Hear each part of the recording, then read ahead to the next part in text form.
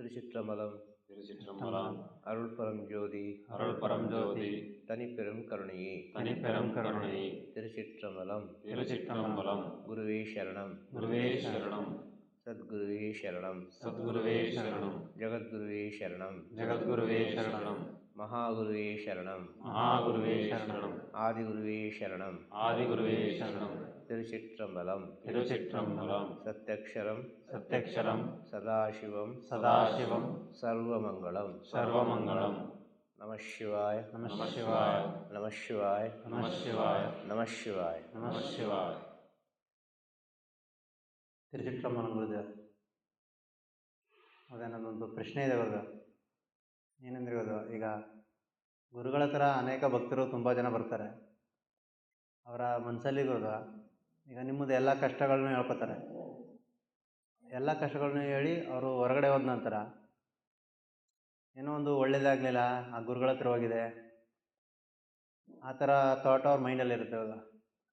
ಅಂದರೆ ಈ ಭಕ್ತರುಗಳಿಗೆ ಒಳ್ಳೇದಾದ್ರೂ ಮಾತ್ರ ಗುರುಗಳನ್ನ ಪ್ರೀತಿ ಹುಟ್ಟುತ್ತಾ, ಅಥವಾ ಗುರು ಭಕ್ತಿ ಅನ್ನೋದು ಮನಸ್ಸಿಂದನೇ ಬರುತ್ತೆ ಹೌದು? ಏನೇನು ಪ್ರಶ್ನೆ? ಏನು ಒಳ್ಳೇದಾದರೆ ಮಾತ್ರ ಪ್ರೀತಿ ಹುಟ್ಟುತ್ತದ? ಹೌದು. ಇನ್ನೊಂದೇನು? ಒಳ್ಳೇದಾಗುತ್ತೆ ಅಂದರೆ ಮಾತ್ರ ಗುರುಗಳ ಮೇಲೆ ಪ್ರೀತಿ ಬರುತ್ತಾ, ಒಳ್ಳೇದಾಗಲಿಲ್ಲ ಅಂದರೆ ಆ ಗುರು ಭಕ್ತಿ ಮನಸ್ಸಲ್ಲಿರಲ್ವಾ ಅಂತ. ಒಳ್ಳೆ ಪ್ರಶ್ನೆ, ಫಸ್ಟ್ ಕ್ಲಾಸ್ ಪ್ರಶ್ನೆ, ಎಲ್ಲರೂ ಕೇಳಿ ತಿಳಿದುಕೊಳ್ಳಬೇಕಾದಂಥ ಪ್ರಶ್ನೆ. ಅದಾಯ್ತಲ್ಲ. ಮನುಷ್ಯನ ಜೀವನದಲ್ಲಿ ಒಂದು ಗುರುವಿನ ದರ್ಶನ ಮಾಡೋದು ಅಂತ ಹೇಳಿದರೆ ಬಹಳ ಪುಣ್ಯ. ಇದನ್ನು ಮುಖ್ಯವಾಗಿ ಅರ್ಥ ಮಾಡಿಕೊಳ್ಳಬೇಕು. ಮನುಷ್ಯನ ಜನ್ಮದಲ್ಲಿ, ಮನುಷ್ಯನ ಜೀವನದಲ್ಲಿ ಒಂದು ಬಾರಿ ಗುರುವಿನ ದರ್ಶನ ಮಾಡುವುದೇ ಪುಣ್ಯ. ಅದಕ್ಕೆ ಎಷ್ಟೋ ಜನ್ಮಗಳು ದಾಟಿ ಬರಬೇಕು. ಇದು ನಂಬಿಕೆ ಇದ್ದವರಿಗೆ ಮಾತ್ರ. ನಂಬಿಕೆ ಇಲ್ಲದವರಿಗೆ ಏನು ಮಾಡಲಿಕ್ಕೆ ಆಗುವುದಿಲ್ಲ. ಯಾರನ್ನು ಬಲವಂತವಾಗಿ ತಿದ್ದಲಿಕ್ಕೆ ಆಗುವುದಿಲ್ಲ. ಅರ್ಥ ಆಯ್ತಾ? ಯಾರನ್ನು ಬಲವಂತವಾಗಿ ತಿದ್ದಲಿಕ್ಕೆ ಸಾಧ್ಯವೇ ಇಲ್ಲ. ಗುರುವಿನ ಮಹಿಮೆ, ಗುರುವಿನ ಮಹತ್ವ ಯಾರಿಗೆ ಒಬ್ಬರಿಗೆ ತಿಳಿದಿದೋ ಅವರು ಗುರುವಿನ ಹತ್ರ ಹೋಗುವಾಗ ನಾನು ಒಳ್ಳೆಯದಾಗಬೇಕು, ನನಗೆ ಐಶ್ವರ್ಯ ಬರಬೇಕು, ನನಗೆ ಸಮಸ್ಯೆ ಪರಿಹಾರ ಆಗಬೇಕು, ನನಗೆ ಹಾಗೆ ಆಗಬೇಕು, ನನಗೆ ಪರಿಹಾರ ಮಾಡಿಕೊಡಿ ಅಂತೇಳಿ ಒಂದು ಗುರುವಿನ ಹತ್ರ ಹೋಗುವುದಿಲ್ಲ, ಹೋಗಲೂಬಾರದು. ಅರ್ಥ ಆಯ್ತಾ? ಗುರುವಿನ ಹತ್ರ ಹೋಗುವುದು ಯಾವಾಗ? ಸತ್ಯದ ಅರಿವು ಆಗುವಾಗ. ಜೀವನದಲ್ಲಿ ಅನೇಕ ರೀತಿಯ ಕಷ್ಟ, ನಷ್ಟ, ಸೋಲು, ದುಃಖ, ಆರೋಗ್ಯ ಸಮಸ್ಯೆ, ಅದು ಇದು ಎಲ್ಲ ಬರುವಾಗ ಒಂದು ಗುರುವಿನ ಹತ್ರ ಹುಡುಕಿಕೊಂಡು ಬರ್ತಾರೆ. ಇನ್ನು ಕೆಲವರು ಜ್ಞಾನದ ಹುಚ್ಚು ಹಿಡಿದವರು, ಈ ಜ್ಞಾನದ ಹುಚ್ಚು ಇರ್ತದೆ. ಅರ್ಥ ಆಯ್ತಲ್ಲ? ಕೆಲವರಿಗೆ ಅವ್ರಿಗೆ ಯಾವುದು ಬೇಡ. ಮನೆ, ಮಠ, ಜಾತಿ, ಕುಲ, ಗೋತ್ರ, ಸಂಬಂಧ, ಬಂಧು ಬಳಗ ಯಾವುದು ಬೇಡ ಅವರಿಗೆ. ಅರ್ಥ ಆಗ್ತದೆ? ಅದು ಜ್ಞಾನ ಸಂಪಾದನೆ ಮಾಡಲಿಕ್ಕೆ ಅಂತ ಬರುವುದು. ಗುರುವಿನ ಹತ್ರ ಏನೋ ಒಂದು ವಿಷಯವನ್ನು ತಿಳಿದು ಜ್ಞಾನವನ್ನು ಸಂಪಾದನೆ ಮಾಡಿ ಆ ಗುರುವಿಗೆ ಜೀವನ ಪರ್ಯಂತ ಚಿರಋಣಿಯಾಗಿರುವುದು. ಆ ಗುರು ಏನು ಹೇಳಿಕೊಟ್ಟಿದ್ದಾರೆ ಅದನ್ನೇ ಆ ಶಿಷ್ಯನಾದವನು ಅಂತ ಹೇಳಿದರೆ ಈ ರೀತಿ ಜ್ಞಾನದ ಹುಚ್ಚು ಹಿಡಿದು ಗುರುವಿನ ಸೇವೆ ಮಾಡಿ ಮಾಡಿ ಮಾಡಿ ಮಾಡಿ ಮಾಡಿ ಸತ್ಯದ ಅನುಭವ ಆದ ಮೇಲೆ ಅವನು ಶಿಷ್ಯನಾಗ್ತಾನೆ. ಶಿಷ್ಯನಾದ ನಂತರ ಏನಾಗ್ತದೆ? ಆ ಗುರು ಏನು ಹೇಳಿದರೆ ಅದನ್ನೇ ಅವನು ಹೇಳಿಕೊಂಡು ಹೋಗ್ತಾನೆ. ಆ ಗುರು ಪ್ರಪಂಚದಲ್ಲಿ ಇದ್ದಾರೆ, ಅವರು ಕಣ್ಮರೆ ಆಗಲಿಲ್ಲ, ಅವರು ಇನ್ನೂ ಪ್ರಪಂಚದಲ್ಲಿ ಇದ್ದಾರೆ ಅಂತೇಳಿ ಶಿಷ್ಯ ಆ ಗುರುವಿನಿಂದ ಪಡೆದ ಜ್ಞಾನವನ್ನು ಪ್ರಪಂಚದಾದ್ಯಂತ ಹಂಚುತ್ತಾ ಹೋಗ್ತಾನೆ. ಇದನ್ನು ಸ್ವಲ್ಪ ಸೂಕ್ಷ್ಮವಾಗಿ ಅರ್ಥ ಮಾಡಿಕೊಳ್ಬೇಕು. ಇದನ್ನು ನಾವು ಸ್ವಲ್ಪ ಸೂಕ್ಷ್ಮವಾಗಿ ಅರ್ಥ ಮಾಡಿಕೊಳ್ಬೇಕು. ಆಸೆ ಹಿಡಿದ ಭಕ್ತರು, ಅರ್ಥ ಆಯ್ತಲ್ವ? ಆಸೆ ಅಂದರೆ ಗೊತ್ತಾಯ್ತಲ್ವ? ಸ್ವಾರ್ಥ. ಇಂಥವರೆಲ್ಲ ಗುರುವಿನ ಹತ್ರ ಬರುವಾಗ ಎಕ್ಸ್ಪೆಕ್ಟೇಷನಲ್ಲಿ ಬರ್ತಾರೆ. ಎಕ್ಸ್ಪೆಕ್ಟೇಷನ್ ಏನೋ ಒಂದು ನನಗೆ ಕೆಲಸ ಆಗಬೇಕು, ನಾನು 100 ರೂಪಾಯಿ ಕೊಡ್ತೇನೆ, 1 ಲಕ್ಷದ ಕೆಲಸ ಆಗಬೇಕು. ನಾನು 1 ಲಕ್ಷ ರೂಪಾಯಿ ಕೊಡ್ತೇನೆ ಕಾಣಿಕೆ, 1 ಕೋಟಿದು ಕೆಲಸ ಆಗಬೇಕು. ಇಂಥ ಭಕ್ತರು ಕೂಡ ಇದ್ದಾರೆ. ಅರ್ಥ ಆಯ್ತಲ್ಲ? ಇಂಥ ಭಕ್ತರಿಗೆ ಯಾಕೆ ಒಳಿತಾಗುವುದಿಲ್ಲ? ಯಾಕೆ ಒಳಿತಾಗುವುದಿಲ್ಲ ಅಂತ ಹೇಳಿದರೆ ಆಸೆ. ಅವರ ಆಸೆಯೇ ಅದಕ್ಕೆ ತಡೆ. ಅವರ ಆಸೆಯೇ ಅವರ ಪ್ರಾರ್ಥನೆಗೆ ತಡೆ ಅಂತ ಹೇಳುದು, ಬೇರೇನಲ್ಲ. ಒಂದು ಗುರುವಿನ ದರ್ಶನ ಮಾಡಿದರೆ ಇದರಲ್ಲೇ ಎಲ್ಲ ಕಷ್ಟ ಪರಿಹಾರ ಆಗ್ತದೆ. ಗುರುವಿನ ಸೇವೆ ಮಾಡಿದರೆ ಇದರಲ್ಲೇ ಎಲ್ಲವೂ ಮುಗಿದು ಹೋಗ್ತದೆ.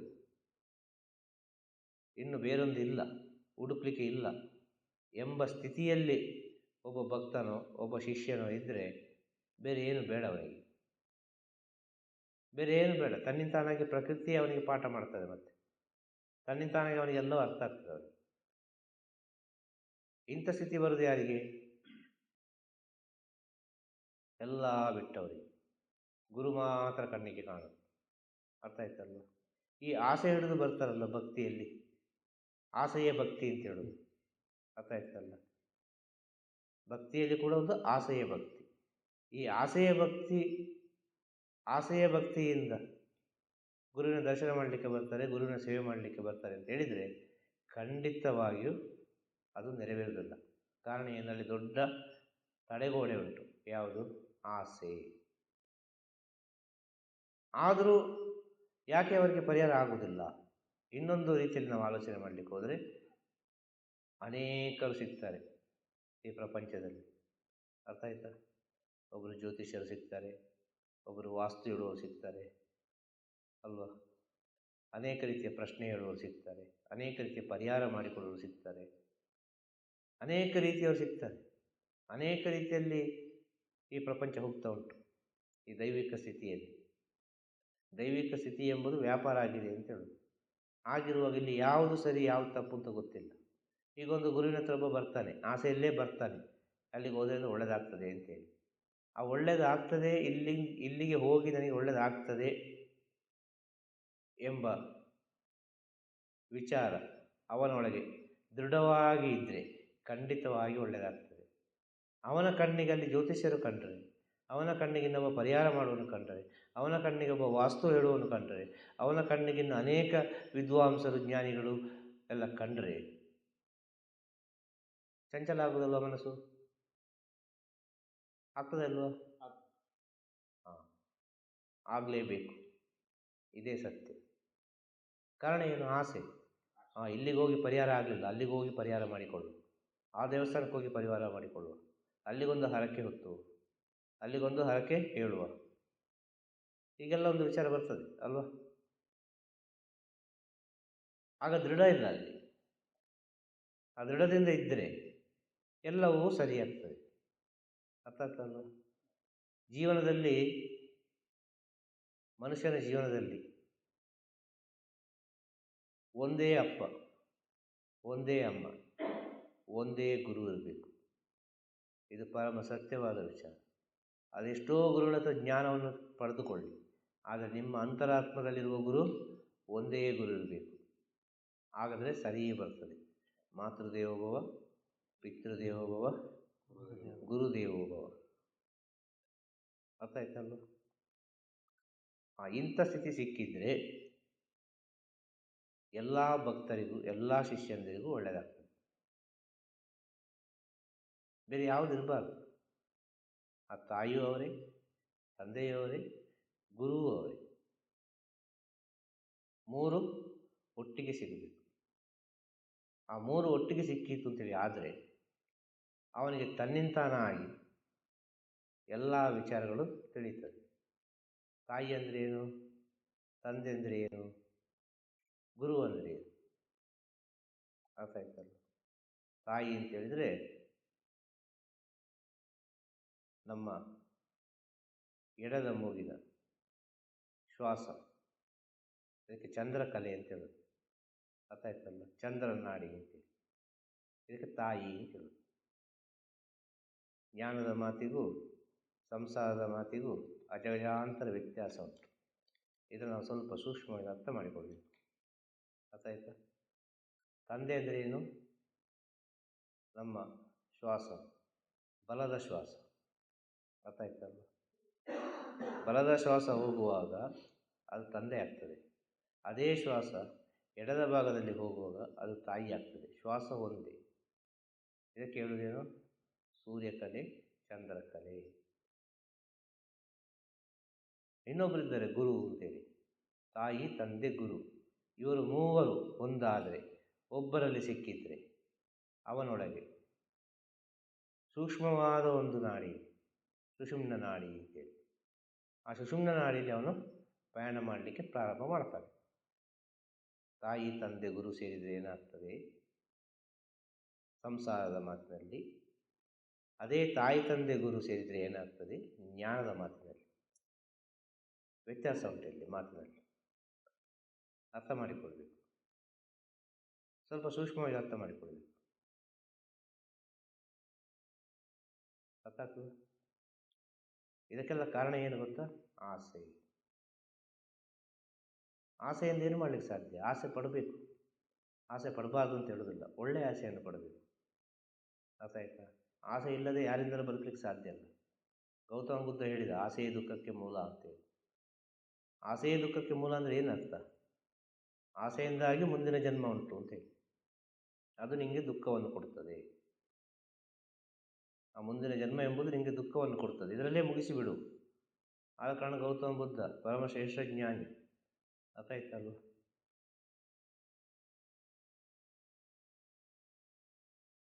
ಪರಮಶ್ರೇಷ್ಠ ಜ್ಞಾನಿ ಅವನು ಹೇಳಿದಂಥ ವಿಚಾರ. ಕಾರಣ ಏನು? ಅವನ ಆ ಸ್ಥಿತಿಗೆ ತಲುಪಿದ್ದಾನೆ. ಅವನ ಆ ಸ್ಥಿತಿಗೆ ತಲುಪಿ ಅವ ಹೇಳಿದ ಆಸೆಯೇ ದುಃಖಕ್ಕೆ ಮೂಲ ಅಂತೇಳಿ. ನಾವು ಆ ಸ್ಥಿತಿಗೆ ತಲುಪಿದ್ದೇವಾ? ತಲುಪಲಿಲ್ಲ. ಆಗ ಆಸೆ ಇದೆ. ಆಸೆ ಇಲ್ಲದೆ ಬದುಕಲಿಕ್ಕೆ ಸಾಧ್ಯನೇ ಇಲ್ಲ. ಆಸೆ ಮುಗೀತು, ಎಲ್ಲವೂ ಮುಗೀತು. ಆಸೆ ಮುಗಿದ್ರೆ ಜೀವಾತ್ಮ ಪರಮಾತ್ಮ ಒಂದಾಯಿತು. ಆಸೆ ಮುಗಿದ್ರೆ ಏನೋ ಒಂದು ಆಸೆ ಇದೆ ಅಲ್ಲ ಪ್ರಪಂಚದಲ್ಲಿ, ಏನೋ ಒಂದು ಆಸೆ ಇದೆ. ಆಸೆ ಇಲ್ಲದೆ ನಾವೆಲ್ಲ ಇಲ್ಲಿ ಕೂತ್ಕೊಳ್ಳಿಕ್ಕೆ ಸಾಧ್ಯ ಇಲ್ಲ. ಒಂದು ಗುರುವಿಗೆ ಆಸೆ ಇದೆ. ಏನು ಆಸೆ ಇದೆ? ಬರುವ ಭಕ್ತರಿಗೆ ತನ್ನ ಒಳಗಿರುವ ಅದೆಷ್ಟೋ ಜ್ಞಾನದ ವಿಚಾರವನ್ನು ಹಂಚುವ ಎಂಬ ಆಸೆ ಇದೆ. ಈ ಲೋಕ ಕಲ್ಯಾಣಕ್ಕೆ ಬೇಕಾಗಿ ತನ್ನಿಂದ ಆದಷ್ಟು ಒಳಿತು ಮಾಡ್ತೇನೆ ಎಂಬ ಆಸೆ ಇದೆ. ಅರ್ಥ ಆಯ್ತು? ಬೇರೇನಲ್ಲಿ ಆಸೆ ಇರುವುದಿಲ್ಲ. ನನ್ನಾಗೆ ಇನ್ನೊಬ್ಬ ಇದ್ದಾನ, ನನ್ನ ಹಾಗೆ ಇನ್ನೊಬ್ಬ ಆಗ್ತಾನ, ನನ್ನ ನಂತರ ಈ ಪ್ರಪಂಚದಲ್ಲಿ ನಾನು ಮಾಡುವ ಕೆಲಸವನ್ನು ಯಾರು ಮುಂದುವರಿಸಿಕೊಂಡು ಹೋಗ್ತಾರೆ ಎಂಬ ಆಸೆಯಲ್ಲಿ ಗುರು ಇರ್ತಾನೆ ಯಾವಾಗ. ಆ ಆಸೆ ಅವನಿಗೆ ಬೇಕಾಗಲ್ಲ. ಅದೆಷ್ಟೋ ಕೋಟಿ ಜನರಲ್ಲಿ ಒಬ್ಬ ಸಿಗ್ತಾನೆ ಅಂತ ಹೇಳುದು. ಈ ಪ್ರಪಂಚದಲ್ಲಿ ಅದೆಷ್ಟು ಕೋಟಿ ಇದ್ದಾರೆ, ಆ ಕೋಟಿಗೆ ಒಬ್ಬ ಅಂತ ಹೇಳಿದರೆ ಎಷ್ಟು ಕೋಟಿ? ಎಷ್ಟು ಕೋಟಿ ಪ್ರಪಂಚದಲ್ಲಿ ಜನಸಂಖ್ಯೆ? ಭಾಳಷ್ಟು ಇದೆ. ಆ ಕೋಟಿಗೆ ಒಬ್ಬ ಇದ್ದಾನೆ. ಆಗ ಎಲ್ಲ ಕೋಟಿ ಸೇರಿಸಿ ಒಬ್ಬ ಅಂತ ಹೇಳಬೇಕು. ಒಂದೊಂದು ಕೋಟಿಗೆ ಒಬ್ಬ ಒಬ್ಬ ಒಬ್ಬ ಒಬ್ಬ ಅಂತ ಹೇಳಿದರೆ ಈ ಪ್ರಪಂಚದಾದ್ಯಂತ ಇರುವ ಜನಸಂಖ್ಯೆ ಎಷ್ಟು? 800 ಕೋಟಿ. ಎಷ್ಟು ಪ್ರಪಂಚದ ಜನಸಂಖ್ಯೆ? 800 ಕೋಟಿ. ಇದನ್ನು ಸ್ವಲ್ಪ ಸೂಕ್ಷ್ಮವಾಗಿ ಅರ್ಥ ಮಾಡಿಕೊಳ್ಳಿ. ನಮ್ಮ ಋಷಿಮುನಿಗಳು ಹೇಳಿದಂಥ ವಿಚಾರ. ಕೋಟಿಗೊಬ್ಬ ಸತ್ಯವಂತ ಇರ್ತಾನೆ, ಕೋಟಿಗೊಬ್ಬ ಒಳ್ಳೆಯ ವ್ಯಕ್ತಿ ಇರ್ತಾನೆ, ಕೋಟಿಗೊಬ್ಬ ಜ್ಞಾನಿ ಇರ್ತಾನೆ, ಕೋಟಿಗೊಬ್ಬ ಋಷಿ ಇರ್ತಾನೆ, ಕೋಟಿಗೊಬ್ಬ ಯೋಗಿ ಇರ್ತಾನೆ ಅಂತೇಳಿ.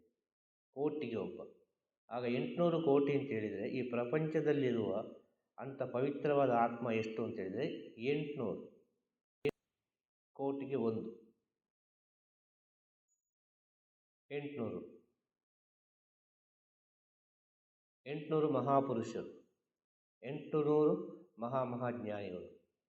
ಅದು ಯಾರು ಬೇಕಾರಾಗ್ಬೋದು. ಪ್ರಪಂಚದ ಒಳಿತಿಗೆ ಬೇಕಾಗಿ 800 ವ್ಯಕ್ತಿಗಳು. ಅರ್ಥ ಆಯ್ತಾ? ಯಾವುದೋ ಒಂದು ರೀತಿಯಲ್ಲಿ ಪಾಡುಪಡ್ತಾ ಇದ್ದಾರೆ. ಅದು ಎಲ್ಲಿ ಅಂತೇಳಿ ಗೊತ್ತಿಲ್ಲ. ಒಟ್ಟಿನಲ್ಲಿ ಪ್ರಪಂಚದಲ್ಲಿ, ಅದರಲ್ಲಿ ಭಾರತ ದೇಶದಲ್ಲಿ ಎಷ್ಟು ಅಂತ ಗೊತ್ತಿಲ್ಲ, ಅಮೆರಿಕದಲ್ಲಿ ಎಷ್ಟು ಅಂತ ಗೊತ್ತಿಲ್ಲ, ಚೈನಾದಲ್ಲಿ ಎಷ್ಟು ಅಂತ ಗೊತ್ತಿಲ್ಲ, ಇಂಗ್ಲೆಂಡಲ್ಲಿ ಎಷ್ಟು ಅಂತ ಗೊತ್ತಿಲ್ಲ. ಒಟ್ಟಿನಲ್ಲಿ 800 ಮಂದಿ. ಇವರು ಈ ಪ್ರಪಂಚದಕ್ಕೆ ಏನೋ ಒಂದು ಒಳಿತು ಮಾಡಬೇಕು ಅಂತೇಳಿ ಹಗಲು ರಾತ್ರಿ ಈ ಪ್ರಪಂಚದ ಒಳಿತನ್ನು ಯಾವಾಗಲೂ, ಹಗಲು ರಾತ್ರಿ ಯಾವಾಗಲೂ ಪ್ರಪಂಚದ ಒಳಿತನ್ನು ಎದುರು ನೋಡ್ತಾ ಇದ್ದಾರೆ ಇವರು. ಆದರೆ ಆಗುವುದಿಲ್ಲ. ಕಾಲ ಒಂದು ಹೋಗ್ತಾನೇ ಇದೆ ಮುಂದೆ. ಅರ್ಥ ಆಯ್ತಲ್ಲ? ಕಾಲ ಅದೇ ಆದರೂ ಕೂಡ ಆ ಕಾಲದಲ್ಲಿ ಬರುವ ಜ್ಞಾನ ಉಂಟಲ್ವ, ಅದು ಪ್ರೆಸೆಂಟ್. ಕಾಲ ಅದುವೇ, ಸೂರ್ಯ ಅದುವೇ, ಚಂದ್ರ ಅದುವೇ, ಭೂಮಿ ಅದುವೇ, ಗಾಳಿ ಅದುವೇ, ಎಲ್ಲ ಅದುವೇ. ಆದರೆ ಇಲ್ಲಿ ಪರಿವರ್ತನೆ ಆದ್ದು ಮನುಷ್ಯನ ಬುದ್ಧಿ. ಆ ಮನುಷ್ಯನ ಬುದ್ಧಿ ಈ ಕಾಲಕ್ಕೆ ಯಾವ ರೀತಿ ಕೆಲಸ ಮಾಡ್ತದೆ ಅದೇ ಪ್ರಪಂಚ ಒಪ್ಪುದು. ಇದನ್ನು ಅರ್ಥ ಮಾಡಿಕೊಳ್ಳಿ. ಅರ್ಥ ಆಯ್ತಾ? ಒಂದು ವಿಷಯ, ಇಂಥ ವಿಚಾರಗಳನ್ನು ತಿಳಿಲಿಕ್ಕೆ, ಜ್ಞಾನೋಪದೇಶ ಪಡೀಲಿಕ್ಕೆ, ತನ್ನ ಮನಸ್ಸನ್ನು ತೊಳಿಲಿಕ್ಕೆ, ಅರ್ಥ ಆಯ್ತಲ್ವ, ಗುರುವಿನ ಹತ್ರ ದರ್ಶನಕ್ಕೆ ಅಂತ ಬರುವುದು. ಅದು ಯಾವ ಗುರು ಆದರೂ ಸರಿ, ನಿಮ್ಮ ಅಂತರಾತ್ಮದಲ್ಲಿದ್ದ ಗುರು. ಅವರು ಕಾಯ ರೂಪದಲ್ಲಿದ್ದಾರ ಅಲ್ಲ ಮಹಾರೂಪದಲ್ಲಿದ್ದಾರ ಅಂತ ಗೊತ್ತಿಲ್ಲ. ಅದು ನಿಮ್ಮ ಅಂತರಾತ್ಮಕ್ಕೆ ಬಿಟ್ಟಂಥ ಗುರು. ಅವರು ಮಹಾರೂಪ ಅಂತ ಹೇಳಿದರೆ ಈ ಪ್ರಕೃತಿ, ಅರ್ಥ ಆಯ್ತಲ್ವ, ಬ್ರಹ್ಮಾಂಡ ಪರಿಪೂರ್ಣವಾಗಿ ವ್ಯಾಪಿಸಿರ್ತಾರೆ. ಆದ ಕಾರಣ ಅನಂತ ಕೋಟಿ ಬ್ರಹ್ಮಾಂಡ ನಾಯಕ ಅಂತ ಹೇಳಿದರು ಗುರುವಿಗೆ. ಮಾಯೆಯನ್ನು ಗೆದ್ದವ ನಾಯಕ ಅಂದರೆ ಅವ, ಮಾಯೆಯನ್ನು ಗೆದ್ದವ, ಅದಕ್ಕೆ ನಾಯಕ ಅಂತ ಹೇಳೋದು. ಲೀಡರ್, ರಾಜ. ಆದ ಕಾರಣ ಅನಂತ ಕೋಟಿ ಬ್ರಹ್ಮಾಂಡ ನಾಯಕ, ಮಹಾರಾಜಾದಿರಾಜ, ಯೋಗಿರಾಜ, ಪರಬ್ರಹ್ಮ, ಸಚಿದಾನಂದ, ಸಮರ್ಥ ಸದ್ಗುರು. ನಿಮ್ಮ ಗುರುಗಳ ಹೆಸರನ್ನು ಸೇರಿಸಬೇಕು. ಸಮರ್ಥ ಸದ್ಗುರು ಶ್ರೀ ಸಾಯಿನಾಥ ಗುರು ಮಹಾರಾಜ್ ಕಿ ಜೈ.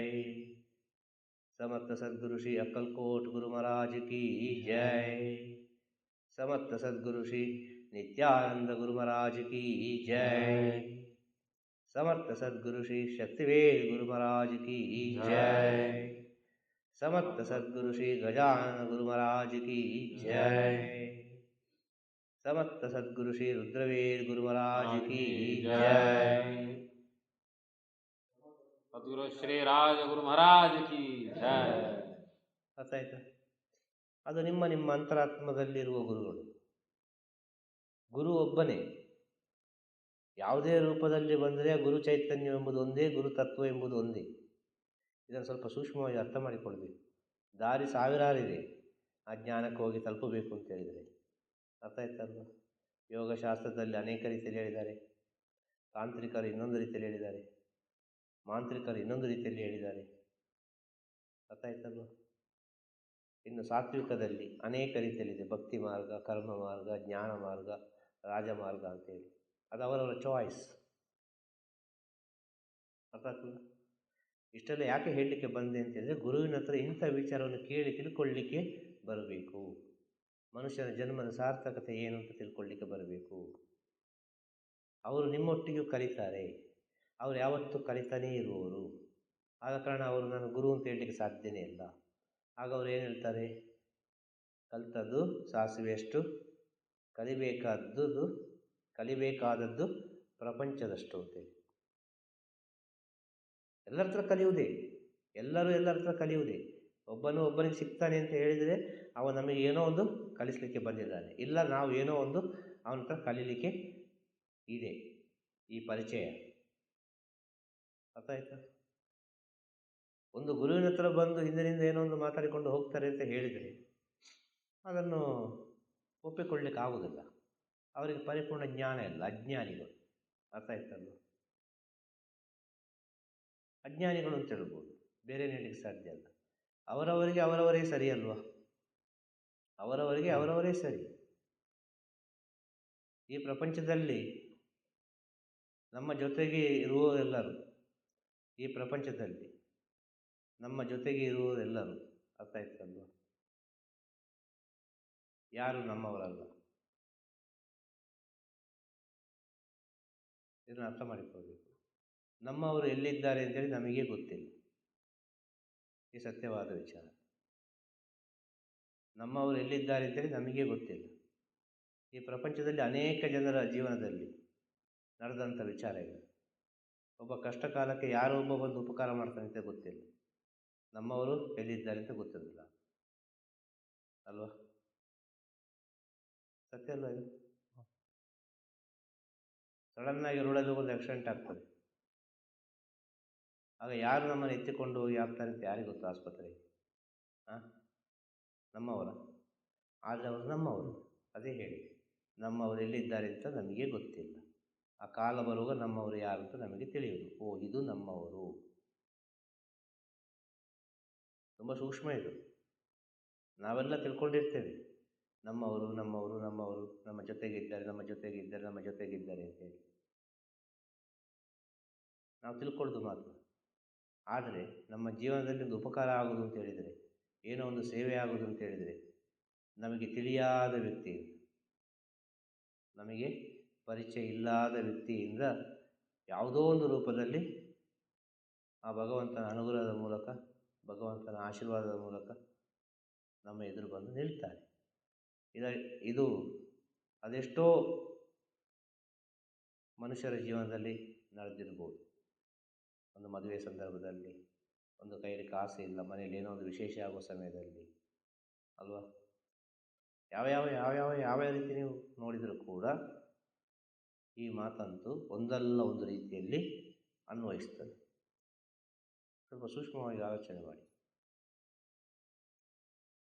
ಅರ್ಥ ಆಯ್ತಾ? ಇನ್ನೊಂದು ವಿಚಾರ, ಭಕ್ತಿಯನ್ನು ಬೆಳೆಸುವವರೂ ಬರ್ತಾರೆ, ಭಕ್ತಿಯನ್ನು ಕೆಡಿಸುವವರೂ ಬರ್ತಾರೆ, ಇಬ್ಬರೂ ಬರ್ತಾರೆ. ಇದು ಅರ್ಥ ಆಗಬೇಕು ನಮಗೆ. ಯಾರಿಗೆ? ಗುರುವಿನ ಸೇವೆ ಮಾಡುವವರಿಗೆ, ಗುರುವಿನ ಜೊತೆ ಇರುವವರಿಗೆ ಮೊದಲನೇದಾಗಿ ಅರ್ಥ ಆಗಬೇಕಾದ ವಿಚಾರ ಏನಂತ ಹೇಳಿದರೆ, ಇವರು ಭಕ್ತಿಯನ್ನು ಬೆಳೆಸಲಿಕ್ಕೆ ಬಂದವರ, ಭಕ್ತಿಯನ್ನು ಕೆಡಿಸಲಿಕ್ಕೆ ಬಂದವರ. ಒಂದೇ ಸ್ಥಳದಲ್ಲಿ ಎರಡು ರೀತಿ ಕೆಲಸ ಕಾರ್ಯಗಳು ನಡೀತದೆ. ಎಲ್ಲಿ ಆದರೂ ಸರಿ, ಈ ಪ್ರಪಂಚದ ಯಾವುದೇ ಸಂಸ್ಥೆ ಆದರೂ ಸರಿ, ಅದರೊಳಗೆ ಒಬ್ಬರು ಒಳ್ಳೆಯವರು ಇರ್ತಾರೆ, ಒಬ್ಬರು ಕೆಟ್ಟವರು ಇರ್ತಾರೆ, ಇದ್ದೇ ಇರ್ತಾರೆ. ಯಾವ ಸಂಸ್ಥೆ ತಗೊಳ್ಳಿ, ಯಾವುದೇ ಆಶ್ರಮ ತಗೊಳ್ಳಿ, ಯಾವುದೇ ದೇವಸ್ಥಾನ ತಗೊಳ್ಳಿ, ಯಾವುದು ಬೇಕಾದ್ರೂ ತಗೊಳ್ಳಿ, ಒಳಗಿಂದ ಒಳಗೆ ಆಗುವ ವಿಚಾರವೇ ಬೇರೆ. ಇದು 100% ಸತ್ಯವಾದ ಮಾತು. ಹೊರಗೆಲ್ಲ ಚೆಂದ ಕಾಣ್ತದೆ, ಹೊರಗೆಲ್ಲವೂ ಚೆಂದ ಕಾಣ್ತದೆ. ಅರ್ಥ ಆಯ್ತು? ಹಾಗೆ ಪರೀಕ್ಷೆ ಮಾಡಲಿಕ್ಕೆ ಅಂತೇಳಿ ಬರುವವರಿದ್ದಾರೆ, ಸುಮ್ಮನೆ ಅಪಪ್ರಚಾರ ಮಾಡಲಿಕ್ಕೆ ಅಂತೇಳಿಯೇ ಬರುವವರಿದ್ದಾರೆ. 1000 ರೀತಿಯಲ್ಲಿ ಬರ್ತಾರೆ. ಆ 1000 ರೀತಿಯಲ್ಲಿ ಬರುವಾಗ ಎಷ್ಟು ಸೂಕ್ಷ್ಮವಾಗಿರಬೇಕು. ಈಗಿನ ಕಾಲದಲ್ಲಿ ಅಂತ ಗುರುವಿನ ಮೇಲೆ ನಂಬಿಕೆ ಬರೋದು ಹೌದಾ? ಈಗಿನ ಕಾಲದಲ್ಲಿ ಗುರುವಿನ ಮೇಲೆ ನಂಬಿಕೆ ಬರೋದು ಹೌದಾ ಅಂತ ಕೇಳೋದು ನಾನು. ಸಾಧ್ಯನೇ ಇಲ್ಲ. ಅಷ್ಟು ವೇಗವಾಗಿ ಹೋಗ್ತಾ ಉಂಟು ಪ್ರಪಂಚ, ಅಷ್ಟು ವೇಗವಾಗಿ ಮನುಷ್ಯ ಹೋಗ್ತಾ ಇದ್ದಾನೆ. ಅದೆಷ್ಟು ವೇಗವಾಗಿ ಹೋಗ್ತಾನೆ ಅಂತೇಳಿ ಮನುಷ್ಯನಿಗೆ ಗೊತ್ತಿಲ್ಲ. ಇದನ್ನು ಸ್ವಲ್ಪ ಸೂಕ್ಷ್ಮವಾಗಿ ನಾವು ಅರ್ಥ ಮಾಡಿಕೊಳ್ಬೇಕು. ಇದನ್ನು ನಾವು ಸೂಕ್ಷ್ಮವಾಗಿ ಅರ್ಥ ಮಾಡಿಕೊಳ್ಳುವಾಗ ಆ ಗುರುವಿನ ಮಹತ್ವ ತಿಳಿದವರು ಮಾತ್ರ ಆ ಗುರುವಿನ ಬಗ್ಗೆ ಏನೋ ಒಂದೆರಡು ವಿಚಾರ ಹೇಳಲಿಕ್ಕೆ ಸಾಧ್ಯ. ಆ ಗುರುವಿನ ಮಹತ್ವ ಯಾರೊಬ್ಬರು ತಿಳಿದಿಲ್ಲ, ಗುರುತತ್ವ ಎಂಬುದು ಏನಂತ ಗೊತ್ತಿಲ್ಲ, ಗುರುವಿನ ಸ್ಥಿತಿ ಅಂದರೆ ಏನಂತ ಗೊತ್ತಿಲ್ಲ ಅಂತ ಹೇಳುವವರು ಅವರಿಂದ ಹೇಳಲಿಕ್ಕೆ ಸಾಧ್ಯನೇ ಇಲ್ಲ. ಅವರ ಕಣ್ಣಿಗೆ ಒಂದು ಸರ್ವಸಾಧಾರಣ ಮನುಷ್ಯನಾಗಿ ಕಾಣ್ತಾನೆ. ನಾವು ಹೇಗೆ ಹಾಗೆ ಇದ್ದಾರೆ ಅಷ್ಟೆ. ಆ ಒಳಗಿನ ಸತ್ಯ ಉಂಟಲ್ಲ, ಒಳಗಿನ ನಿಗೂಢತೆ, ಆ ಸೂಕ್ಷ್ಮವನ್ನು ಯಾರೊಬ್ಬ ತಿಳಿತಾನೋ ಅವನು ಪರಮ ಶ್ರೇಷ್ಠ ಭಕ್ತನಾಗ್ತಾನೆ. ಅರ್ಥ ಹೇಳುದು ಒಂದು ವಿಚಾರ. ಇನ್ನೊಂದು ವಿಚಾರ, ಈ ರೀತಿ ಹಿಂದಿನಿಂದ ಹೀಯಾಳಿಸುವವರಿಗೆ ಇದು ಅತಿ ಸೂಕ್ಷ್ಮದಲ್ಲಿ ಅತಿ ಸೂಕ್ಷ್ಮ. ಒಂದು ಗುರುವಿನ ಸೇವೆ ಮಾಡಿಕೊಂಡು, ಗುರುವಿನ ದರ್ಶನ ಮಾಡಿಕೊಂಡು, ಆ ಗುರುವಿಗೆ ಹಿಂದಿನಿಂದ ಹೀಯಾಳಿಸ್ತಾ ಹೋದರೆ, ಹಿಂದಿನಿಂದ ಏನೋ ಒಂದು ಅವಮಾನ ಮಾಡಿದರೆ, ಹಿಂದಿನಿಂದ ಏನೋ ಒಂದು ಬೇಡದ್ದು ಹೇಳಿದರೆ, ಅದು ಜನ್ಮ ಜನ್ಮ ಜನ್ಮ ಜನ್ಮಕ್ಕೂ ಹಿಂಬಾಲಿಸಿಕೊಂಡು ಬರ್ತದೆ. ಹೇಳಿದೊಬ್ಬ ಇರ್ಬೋದು, ಅನುಭವಿಸೋದು ಅವನ ಕುಟುಂಬದವರೆಲ್ಲ ಸೇರಿ ಅನುಭವಿಸ್ತಾರೆ. ಅದು ಯಾವಾಗ ಅನುಭವಿಸ್ತಾರೆ ಅಂತೇಳಿ ಗೊತ್ತಿಲ್ಲ. ಅದಕ್ಕೆಲ್ಲ ಔಷಧಿ ಎಂಬುದು ಇಲ್ಲ ಈ ಪ್ರಪಂಚದಲ್ಲಿ. ಆದ ಕಾರಣ ಗುರುವಾದವರು ಯಾರು ಏನು ಹೇಳಿದರೂ ಕೂಡ ಒಳ್ಳೆಯದಾಗಲಿ ಅಪ್ಪ ಅಂತ ಹೇಳ್ತಾರೆ. ಒಂದು ಜ್ಞಾನಿಯ ಕೋಪದಿಂದ ಪ್ರಪಂಚಕ್ಕೆ ಒಳ್ಳೆಯದಾಗ್ತದೆ. ಅರ್ಥ ಆಯ್ತಾ? ಒಂದು ಜ್ಞಾನಿಯ ಕೋಪದಿಂದ ಈ ಪ್ರಪಂಚಕ್ಕೆ ಒಳ್ಳೆಯದೇ ಆಗುವುದು, ಕೆಡುಕಾಗುವುದಿಲ್ಲ. ಆಗ ಜ್ಞಾನಿಗಳಿಗೆ ಕೋಪ ಬರ್ಬೋದಾ? ಎಲ್ಲ ಬಿಟ್ಟವರಿಗೆ ಕೋಪ ಬರ್ಬೋದಾ? ಒಂದು ಪ್ರಶ್ನೆ ಬರ್ತದೆ ಅಲ್ವಾ? ಗುಡುಗು ಮಿಂಚೆಲ್ಲ ಬಂದ ನಂತರ ಮಳೆ ಬರೋದು ಹೌದಾ? ಪ್ರಕೃತಿಯಲ್ಲೇ ಅಷ್ಟು ದೊಡ್ಡ ಶಬ್ದ ಕೊಟ್ಟಿದ್ದಾನಲ್ಲ. ಗುಡುಗು ಮಿಂಚು ಎಲ್ಲ ದೊಡ್ಡ ಶಬ್ದ ಭಯಾನಕ ವಿಷಯಗಳಾಗ್ತದೆ. ದೊಡ್ಡ ಗುಡುಗು ಬರುವಾಗ, ಆ ಸಿಡಿಲು ಬರುವಾಗ, ಮಿಂಚು ಬರುವಾಗ. ಅದಾದ ನಂತರ ಶಾಂತವಾಗಿ ಮಳೆ ಬರ್ತದೆ. ಆ ಮಳೆಯಿಂದ ಏನಾಗ್ತದೆ, ಈ ಭೂಮಿಯೆಲ್ಲ ಸಮೃದ್ಧಿ ಆಗ್ತದೆ. ಹಾಗೆ ಜ್ಞಾನಿಯ ಕೋಪ ಅಂತ ಹೇಳಿದ್ರೆ ಅದು ಪ್ರಕೃತಿಗೆ ಸಂಬಂಧಪಟ್ಟು ಬರುವ ವಿಚಾರ. ಒಂದು ಗುರುವಿನ ಒಂದು ಮನಸ್ಸಿಗೆ ನೋವಾಯಿತು ಅಂತ ಹೇಳಿದರೆ ಅದಕ್ಕೆ ಎಲ್ಲಿ ಹೋದರೂ ಪರಿಹಾರ ಇಲ್ಲ. ಅದಕ್ಕೆ ಒಂದೇ ಪರಿಹಾರ, ಜೀವನ ಪರ್ಯಂತ ಗುರುವೇ ಗುರುವೇ ಗುರುವೇ ಗುರುವೇ ಶರಣಂ ಅಂತೇಳಿ ಹೋಗುದು. ಆಗ ಯಾವುದೋ ಒಂದು ಜನ್ಮದಲ್ಲಿ ಪರಿಹಾರ ಸಿಗಬಹುದು. ಸ್ವಲ್ಪ ಸೂಕ್ಷ್ಮವಾಗಿ ಅರ್ಥ ಮಾಡಿಕೊಳ್ಳಿ ಒಂದು ವಿಚಾರ. ಯಾರು ಒಬ್ಬ ಗುರುವಿಗೆ ಹಿಂದಿನಿಂದ ಬೈತಾನೋ, ಯಾರು ಒಬ್ಬ ಹಿಂದಿನಿಂದ ಹೀಯಾಳಿಸ್ತಾನೋ, ಅವನು ಒಂದು ಜನ್ಮದಲ್ಲಿ ಗುರುವಿನ ಆಪ್ತನಾಗಿರ್ತಾನೆ. ಆ ಗುರುವಿನ ಹತ್ತಿರ ಸೇವೆ ಮಾಡಿಕೊಂಡಿದ್ದು ಯಾವುದೋ ಒಂದು ಕಾರಣಾಂತರದಿಂದ ದೂರ ಹೋಗಿ ಅದು ಸಿಗದ ಕಾರಣ ಅವನ ಮನಸ್ಸಿನಲ್ಲಿ ದ್ವೇಷ ಹುಟ್ಟಿಕೊಳ್ತದೆ. ಅದು ಅವನಿಗೆ ಅರಿವು ಇರುತ್ತಿಲ್ಲ. ಅವನ ಜೀವಾತ್ಮಕ್ಕೆ ಅದರ ಅರಿವಿರ್ತದೆ. ಅರ್ಥ ಆಯ್ತಲ್ವ? ಇದನ್ನೇ ಹೇಳಿ ಯಾವುದರಲ್ಲಿ ಒಂದು ಪುರಾಣ ಕಥೆಯಲ್ಲಿ ಹೇಳಿದ್ದಾರೆ. ಜಯ ವಿಜಯರು ಅಂತೇಳಿ ಶ್ರೀಮನ್ನಾರಾಯಣನ ದ್ವಾರಪಾಲಕರು ಅಲ್ವಾ, ಒಂದು ಋಷಿಗಳ ಶಾಪದಿಂದ, ಶಾಪ ಅಂತ ಹೇಳ್ತಾರೆ, ಅದು ಶಾಪ ಅಲ್ಲ, ಅವರ ಮನಸ್ಸು ನೊಂದು ಹೋಯಿತು. ಅರ್ಥ ಆಯ್ತಲ್ಲ? ಶ್ರೀಮನ್ನಾರಾಯಣನ ನೋಡಲಿಕ್ಕೆ ಬಿಡಲಿಲ್ಲ, ಒಳಗೆ ಹೋಗಲಿಕ್ಕೆ ಬಿಡಲಿಲ್ಲ. ಶ್ರೀಮನ್ನಾರಾಯಣನ ನೋಡಲಿಕ್ಕೆ ಒಳಗೆ ಹೋಗಲಿಕ್ಕೆ ಬಿಡಲಿಲ್ಲ. ಯಾರು? ಈ ದ್ವಾರಪಾಲಕರು. ಸಾಧ್ಯನಿಲ್ಲ ಹೋಗಲಿಕ್ಕೆ ಅಂತೇಳಿ. ಅವರಿಗೇನೋ ಒಂದು ಅವಸರ, ದರ್ಶನ ಮಾಡಬೇಕಿತ್ತು, ಈ ಭೂಲೋಕದೆಲ್ಲ ವಿಚಾರ ತಿಳಿಸಬೇಕಿತ್ತು, ಈ ಬ್ರಹ್ಮಾಂಡದಲ್ಲಿ ಆಗುವ ಎಲ್ಲ ವಿಚಾರವನ್ನು ಸರಿ ಮಾಡಬೇಕಿತ್ತು. ಯಾರಿಗೆ? ಅವರಿಗೆ. ಆ ಟೈಮ್ನಲ್ಲಿ ಅಷ್ಟು ಇಂಪಾರ್ಟೆಂಟ್ ಇತ್ತು ಅವರಿಗೆ. ಯಾರಿಗೆ? ಆ ಋಷಿಗಳಿಗೆ, ಸಪ್ತ ಋಷಿಗಳಿಗೆ. ಹೇಳಿಯೇ ಬಿಡ್ತಾರೆ ಅವರು, ಭೂಲೋಕದಲ್ಲಿ ಮಾನವ ಜನ್ಮದಲ್ಲಿ ಬನ್ನಿ, ಮೃತ್ಯು ಲೋಕದಲ್ಲಿ ಹುಟ್ಟಿ ಬನ್ನಿ ಅಂತೇಳಿ. ಭೂಲೋಕ ಅಂತ ಹೇಳುವುದಿಲ್ಲ ಅವರು, ಮೃತ್ಯು ಲೋಕ ಅಂತ ಹೇಳ್ತಾರೆ. ಕಾರಣ ಏನು? ಭೂಲೋಕದಲ್ಲಿ ಎಲ್ಲರೂ ಮರಣ ಪಡ್ತಾರೆ. ಆ ಮೃತ್ಯು ಲೋಕದಲ್ಲಿ ಹೋಗಿ ಹುಟ್ಟಿ ಬನ್ನಿ ಅಂತೇಳಿ. ಆ ಶಾಪ ಸಿಕ್ಕಿದ ಕೂಡಲೇ ಏನಾಗ್ತದೆ, ಓಡಿಕೊಂಡು ಹೋಗಿ ಮಹಾವಿಷ್ಣುನ ಹತ್ರ ಪ್ರಾರ್ಥನೆ ಮಾಡ್ತಾರೆ, ಜಯ ವಿಜಯರು. ಈ ರೀತಿ ಒಂದು ಶಾಪ ಸಿಕ್ಕಿ ಆಯ್ತು, ಏನು ಮಾಡೋದು ಅಂತೇಳಿ. ನನಗೇನು ಮಾಡಲಿಕ್ಕೆ ಆಗೋದಿಲ್ಲ. ಋಷಿಗಳು, ಋಷಿ ಅಂತ ಹೇಳಿದರೆ ಅದು ಮೂಲ. ನಾನು ಕೂಡ ಒಂದು ಋಷಿಯ ಸೇವೆ ಮಾಡಬೇಕು. ಋಷಿ ಅಂದರೆ ಗುರು. ಆ ಗುರುಗಳ ಮಾತನ್ನು ನಾನು ಕೂಡ ಪಾಲಿಸಬೇಕಪ್ಪ. ನಾನು ಶ್ರೀಮನ್ನಾರಾಯಣನಾಗಿರ್ಬೋದು, ಈ ಪ್ರಪಂಚವನ್ನೇ ನೋಡ್ತಾ ಇರ್ಬೋದು, ಈ ಬ್ರಹ್ಮಾಂಡವನ್ನೇ ನೋಡ್ತಾ ಇರ್ಬೋದು, ಆದರೆ ಗುರುವಿನ ಮಾತನ್ನು ಮೀರಲಿಕ್ಕೆ ನನ್ನಿಂದ ಸಾಧ್ಯ ಇಲ್ಲ. ಏನೋ ಒಂದು ಕಾರಣ ಉಂಟು, ಏನೋ ಒಂದು ಒಳ್ಳೆಯದಕ್ಕೆ ಅವರು ಹೇಳಿದ್ದಾರೆ, ಇದರ ಒಳಗೆ ಏನೋ ಒಂದು ಸೂಕ್ಷ್ಮತೆ ಇದೆ ಅಂತ ಹೇಳ್ತಾರೆ. ಆಗ ಅವರು ಹೇಳ್ತಾರೆ, ಹೇಗೆ ನಿನ್ನನ್ನು ಬಿಟ್ಟಿರಲಿಕ್ಕೆ ಸಾಧ್ಯ ನಾನು ಅಂತೇಳಿ. ಹೇಗೆ ನಿನ್ನನ್ನು ಬಿಟ್ಟಿರಲಿಕ್ಕೆ ಸಾಧ್ಯನೇ ಇಲ್ಲ ಮಹಾಪ್ರಭು. ಆಗ ಶ್ರೀಮನ್ನಾರಾಯಣ ಹೇಳ್ತಾನೆ, 3 ಜನ್ಮದಿಂದ ರಾಕ್ಷಸರಾಗಿ ಬರ್ತೀರ, 3 ಜನ್ಮವನ್ನು ತೆಗೆದು ರಾಕ್ಷಸರಾಗಿ ಬರ್ತೀರ, 7 ಜನ್ಮವನ್ನು ತೆಗೆದು ಭಕ್ತನಾಗಿ ಬರ್ತೀರ ಅಂತ. ಸ್ವಲ್ಪ ಸೂಕ್ಷ್ಮವಾಗಿ ಅರ್ಥ ಮಾಡಿಕೊಳ್ಳಿ. ಇದೆಲ್ಲ ಕಾಲಜ್ಞಾನ. 3 ಜನ್ಮ ತೆಗೆದು ನನ್ನ ವೈರಿಗಳಾಗಿ ಬರ್ತೀರಾ? ಅಲ್ಲ, 7 ಜನ್ಮ ತೆಗೆದು 7 ಜನ್ಮವನ್ನು ತಾಳಿ ನನ್ನ ಮಿತ್ರರಾಗಿ ಬರ್ತೀರಾ? ಆಗ ಅವರು ಕೇಳುವ ವರ ಏನು?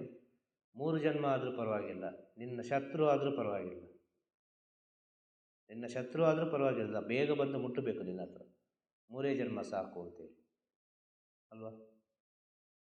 ಸತ್ಯ ಅಲ್ವಾ? ಅದೇ ಅಲ್ವಾ? ರಾವಣ, ಕುಂಭಕರ್ಣ, ಹಿರಣ್ಯಾಕ್ಷ, ಹಿರಣ್ಯಕಶಿಪು, ದಂತವಕ್ರ, ಶಿಶುಪಾಲನ, ಹಾಗೆ 3 ಜನ್ಮದಿಂದ ವೈರಿಗಳಾಗಿದ್ದು ಅಲ್ವಾ? 3 ಜನ್ಮದಲ್ಲಿ ವೈರಿಗಳಾಗಿದ್ದು ಬೇಗ ಬಂದು ಸೇರ್ತಾರೆ. ಹಾಗೆ ಗುರುವಿಗೆ ಯಾವುದೋ ಒಂದು ರೀತಿಯಲ್ಲಿ ವೈರಿಗಳಿದ್ದಾರೆ ಅಂತ ಹೇಳಿದರೆ ಅದು ಒಂದು ಜನ್ಮದಲ್ಲಿ ಯಾವುದೋ ಒಂದು ತಪ್ಪು ಮಾಡಿದ ಕಾರಣ ವೈರಿಯಾಗಿ ಈ ಜನ್ಮದಲ್ಲಿ ಕಾಣ್ತಾ ಉಂಟು. ಇದು ತುಂಬ ಸೂಕ್ಷ್ಮ ಇದೆ. ಆದ ಕಾರಣ ಅವರಿಗೆ ಸತ್ಯದ ಅರಿವಿರುವ ಕಾರಣ ವೈರಿ ಆದರೂ ಕೂಡ ಅವನಿಗೊಂದು ಆಶೀರ್ವಾದ ಮಾಡಿ ಕಳಿಸ್ತಾರೆ, ಬೇಗ ಬಾ ಅಪ್ಪ ಅಂತೇಳಿ, ಒಳ್ಳೆಯದಾಗು ಅಂತೇಳಿ. ಒಬ್ಬ ಡ್ರಿಂಕ್ಸ್ ಮಾಡಿ ಬರ್ತಾನೆ, ಡ್ರಿಂಕ್ಸ್ ಮಾಡಿಯೇ ಮಾತಾಡ್ತಾನೆ. ನೋಡುವವರ ಕಣ್ಣಿಗೆ ಅನಿಸ್ತದೆ, ಏನು ಅನಿಸ್ತದೆ, ಏನಪ್ಪ ಗುರುಗಳು ಇವನಿಗೆಲ್ಲ ಸಪೋರ್ಟ್ ಮಾಡ್ತಾರೆ, ಡ್ರಿಂಕ್ಸ್ ಮಾಡಿದವನ ಜೊತೆ ಮಾತಾಡ್ತಾ ಇದ್ದಾರೆ, ಇವನಿಗೆ ಇಷ್ಟೆಲ್ಲ ಸಲಹೆ ಕೊಡ್ಬೋದಾ ಅಂತೇಳಿ ಒಂದು ವಿಷಯ ಬರ್ತದೆ. ಆ ಗುರುವಿಗೆ ಚೆನ್ನಾಗಿ ಗೊತ್ತಿರ್ತದೆ ಆ ಜೀವಾತ್ಮ ಯಾವುದು, ಯಾವ ಕಾರಣಕ್ಕೆ ಬೇಕಾಗಿ ಇಲ್ಲಿ ಈ ರೀತಿ ಕಷ್ಟಪಡ್ತಾ ಉಂಟು, ಯಾವ ಕಾರಣಕ್ಕೆ ಬೇಕಾಗಿ ಇಂಥ ಸ್ಥಿತಿ ಬಂದಿದೆ ಎಂಬ ವಿಚಾರ ಗುರುವಿಗೆ ತಿಳಿದಿರ್ತದೆ. ನೋಡೋರಿಗೆ ಗೊತ್ತಿರ್ತದ? ನೋಡೋರಿಗೆ ಗೊತ್ತಿರೋದಿಲ್ಲ. ಆಗ ನೋಡೋರು ಏನು ಹೇಳ್ತಾರೆ, ಈ ಅಜ್ಞಾನಿಗಳೆಲ್ಲ ಏನು ಹೇಳ್ತಾರೆ ಆಗ, ಗುರುಗಳು ಸರಿ ಇಲ್ಲ ಅಂತ ಹೇಳ್ತಾರೆ. ಅರ್ಥ ಆಗ್ತದ? ಆ ಒಳಗಿನ ಜ್ಞಾನವನ್ನು ತಿಳಿದರೆ, ನೋಡುವವರು ಅನೇಕ ರೀತಿಯಲ್ಲಿ ನೋಡ್ತಾರಲ್ವ, ನೋಡುವವರು ಅನೇಕ ರೀತಿಯಲ್ಲಿ ನೋಡ್ತಾರಲ್ವ, ಸತ್ಯ ಅಲ್ಲ? ಸ್ವಲ್ಪ ಸೂಕ್ಷ್ಮವಾಗಿ ನಾವು ಅರ್ಥ ಮಾಡಿಕೊಳ್ಬೇಕು. ತಿಳಿಯದವರು ಸಾವಿರ ರೀತಿಯಲ್ಲಿ ಹೇಳ್ತಾರೆ, ತಿಳಿದವರು ಭಕ್ತಿಯಿಂದ ಪೂಜಿಸ್ತಾರೆ.